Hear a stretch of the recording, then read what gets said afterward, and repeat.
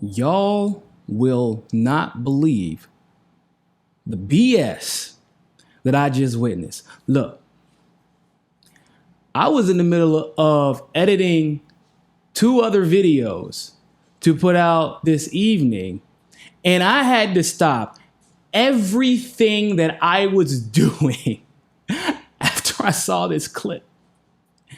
Now, a lot of you may know Alyssa Milano from the show Charmed. And a lot of you probably know it's been a while since that show was popular, and her career is apparently suffering because otherwise I don't know why she's behaving so shiltastically. Like, I mean, listen, y'all.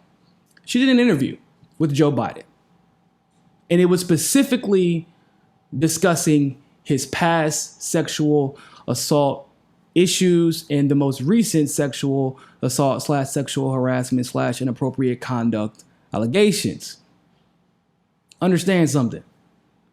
Even if we didn't have the Lucy Flores allegation, we got the pictures.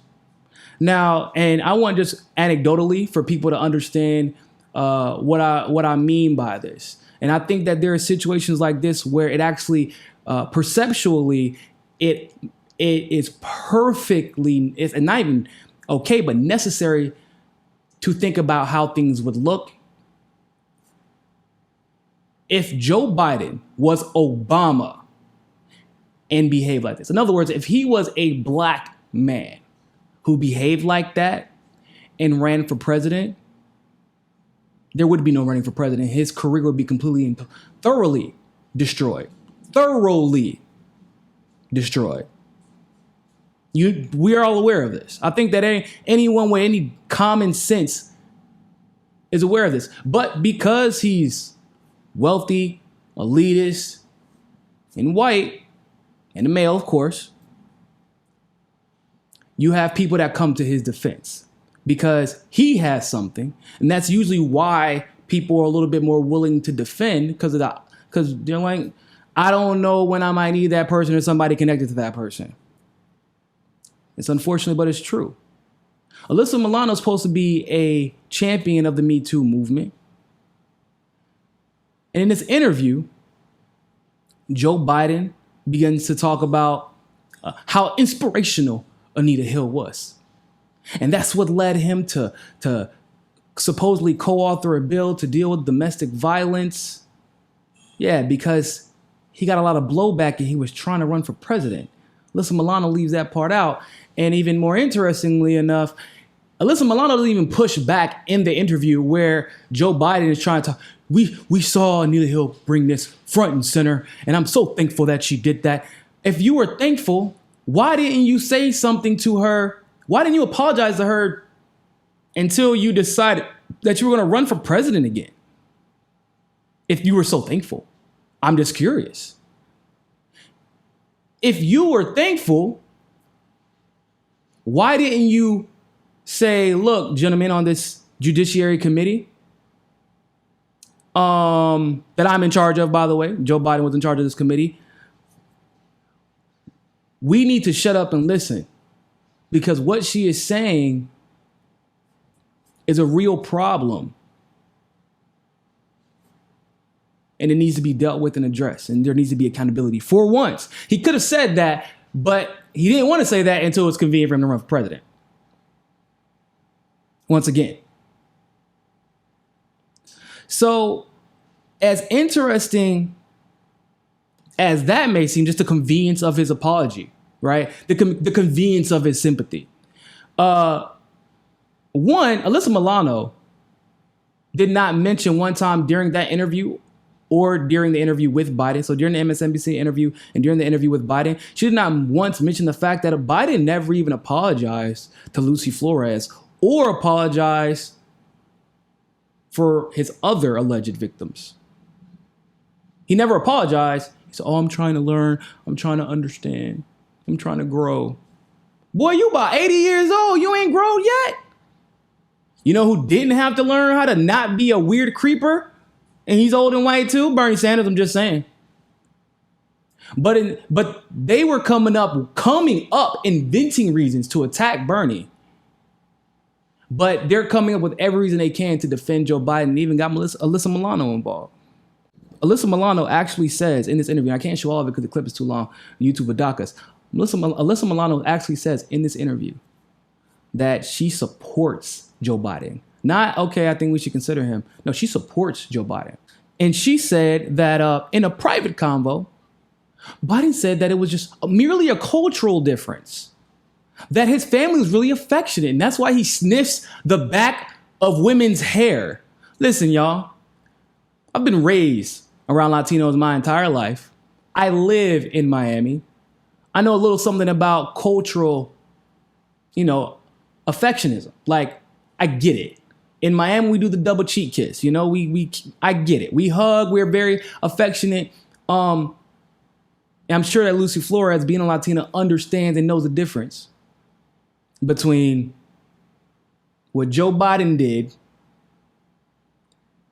and normal cultural affection. I'm not saying we should all be wary, because if you're not familiar with that culture, then you have, of course, that if that person isn't familiar with that culture, then we should be very careful about how we're approaching someone's personal space. Of course. But that nonsense that came from Biden. Oh, we're so affectionate in my household that I kiss women on the back of their head and smell it. Alyssa Milano didn't push back against that either. He said it's a cultural thing. It's fine. When asked in that same interview on MSNBC, what do you think this should stop him from being president? And their excuse is because everybody thinks that Biden is the one to beat Trump. And I'm telling you, I'm going to link this interview, and I rarely do that, but y'all have to watch. It was sickening. It was sickening watching this host try and defend and uplift Biden. She said that Biden has a great chance to beat Trump, and we shouldn't worry about the assault allegations. Well, first she said, well, these will be brought up, but she was only speaking in reference to them being used as attacks, not them being used as a reflection of his character, which is probably, and it should be, in my opinion, the most important thing that we're discussing, not whether or not it can be used as an attack. But she said, well, Trump has a bunch of allegations too, so we can't imagine he'll use this as an attack. What do you think? Progressives should just get over it, right? Listen, Alyssa Milano's response to this was the most repulsive, limousine liberal, Hollywood liberal response that I have ever heard from one of those famous Hollywood liberals. It's not an exaggeration. Take a look at this clip. And still, there are many progressives, or some progressives, who say this is not enough. Is that a mistake? Are they not focused on the overall mission for all Democrats, which is to defeat Donald Trump? Earlier today, Michael Steele said Democrats have a choice. You want to be woke or you want to win. Do you agree with him? I think it's a great point. I think, look, there's nobody in the world that wants progressive policy to be set in place more than I do. But this primary to me is not about policy. It's about beating Trump. Period. That's it. End of story. We need to nominate someone that is going to beat Trump. And bring honesty and integrity and dignity and truth back to the United States of America. Empathy, compassion, all these things that I want to teach my children growing up in this great country. We need someone that's going to represent that to the best of their ability and fight Trump. And it's not about who's going to make the best president. It's really about who's going to beat this man, this horrible, horrible president. Yeah. You heard her correctly. It's not about being the best president. It's not about policy. It's about having someone who's honest and shows integrity and can be a role model for my rich ass kids. Because apparently she doesn't have the mental capacity to be a role model. She has to rely on the president to be a role model. Trust me when I say, people, no president has ever been my role model. And no president should have ever been your role model, given what we now know about 99% of presidents. So, what is it about? She said, nobody wants progressive policies passed more than me, but it's not about policies. Alyssa, I hate to break this to you. If you believe that policy isn't the most important thing, then there are a lot of people who want progressive policies more than you do. I'm just saying. Okay? Because, I mean, let's be honest. There is nothing at this point more important than policy.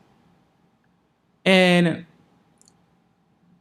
this is the difference between those who would rather revel in their privilege because they, in their mind, they can use their money to escape the real problems facing everyday Americans.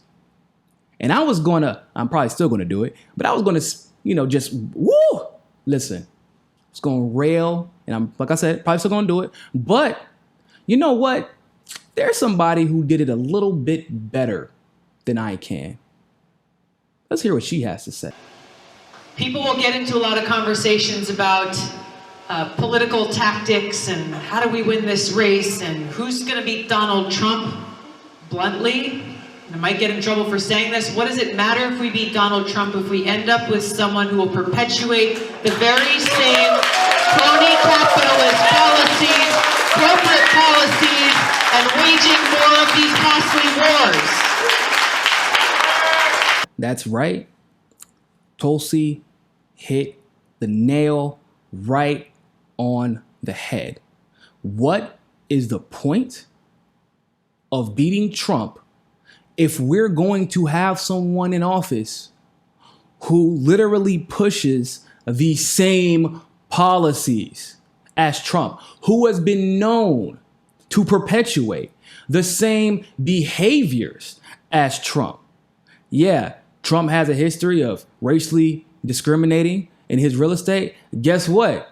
Biden has a history of, not wanting to integrate. In other words, being pro-segregation. He made an argument for pro-segregation. He has issues with women, so does Trump. He's a neoliberal warmonger, so is Trump. Or neoconservative, I should say. He actually said that he wants to gut Social Security, so did Trump. And he said he wanted to gut Medicare, and so did Trump. I'm confused. Is having someone who's good at pretending to be a role model what she's going for here? Because it literally sounds like, I don't want to face the reality of the horrific world we live in. Therefore, I want any and everybody to be the president, even if it is only pretend. She literally said it's not about being a good president. She said that. What? Here's what's even more interesting. This is whenever people speak of privilege, people think privilege is having something extra, like, or if you're both starting at the same spot, right? People think privilege is, I have more money than you. That's the last thing people without privilege are more concerned, like, are the most concerned with, right? Alyssa Milano is a definition of what women of color hate about the white, quote unquote, white feminist movement, the Women's March type of liberal, if you will.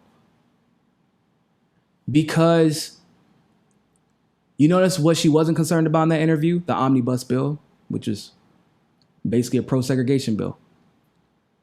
She was not worried about Anita Hill, the woman of color that was basically smacked down. That we know Biden didn't even apologize, by the way, but he only even addressed the issue because he was running for president. And you instead of pushing back, just let him walk all over you. She was not concerned with all the people who are sitting in jail right now because of that crime bill that he helped to co-author. Why? Because Alyssa Milano will never be arrested or targeted for anything. She will never. This is reality, and my women in the comment section can definitely attest to this. If Alyssa Milano was a white woman, if Anita Hill was a white woman, that whole situation would have went down a lot differently. Considering, especially because Clarence Thomas is a black man. But it's a black man, a black woman, they'll handle it the same way as a white man, a white woman. Black man, black woman, the black man is innocent because he's a man until proven. I mean, and even if he's proven guilty, it still might not matter. But if that was a white woman, you're guilty until proven innocent. If you're a black man. But because of how traditionally black women have been treated, there's the sexual assault amongst women of color, specifically black women, is extremely high. And guess how many people actually get prosecuted? You don't want to know. And like I said, any black woman, any dark woman in my comment section can attest to this. She doesn't care, though. Alyssa Milano doesn't care. She doesn't care about Medicare for all. How are you going to sit here and say, policy isn't important? I know that people overseas are getting bombed. I know that we're trying to overthrow a government right now in Venezuela, which Biden is perfectly fine with. In fact, he's celebrating it. That's cool, too. I know that Biden called Mike Pence a decent man, like he was complimenting him. Mike Pence isn't decent. He isn't. If I saw Mike Pence, it would take everything in my being not to cuss him out on sight. I would not even stand near that man. Like 90% of the politicians in this country. Least of all, why? Alyssa Milano doesn't care about the LGBTQ community. Not substantively, anyway. If you cared about beating Trump, Alyssa, I know you can read as well as I can. Look at the polls. Look at the numbers. You got the wrong old white man, dog. You got the wrong old white man. If you want somebody who can actually beat Trump, you know what I'm saying? My pick is Tulsi. But the numbers show there is one person out of everyone who can definitively beat Trump without question, period, point blank. And that is Bernie Sanders. And that would have been a better pitch. And what's weird to me is she clearly might be getting some money for this. Because think about this. When it was on the fringe to like Bernie, she was all about it. But now he's actually the front runner. And she's like, I can't get a lot of traction as backing a front runner. That's not as cool. Let me save Joe Biden. Let me be his saving grace. And this is something we've seen consistently with people who pretend to be part of the progressive movement. And I hate to, because it really sounds divisive, and I'm not trying to be, but this is just a reality. In the organizational side that I'm a part of, as many of you all know, when the white women defend the white men, no matter what, because of what the white men have to offer them, career-wise, money-wise, networking-wise. The white male apologists in the white feminist movement, they're the most problematic, because they'll turn around and attack a Bernie Sanders whenever he did nothing wrong, and then will defend Joe Biden because of what they believe he can give them. And it's sad. It really is. So I hope Alyssa Milano can look at them in their face and basically tell them all those allegations don't mean anything because Joe Biden was raised in an affectionate household. Thanks for watching that segment of Mikai Says Sukasa. Don't forget to join us on Roku and catch our Roku exclusives. Also, help us reach our goal of 500 patrons on Patreon. You can also follow us on Twitter, Facebook, and JustNForm.com. But more than anything else, always remember, find your balance. Peace.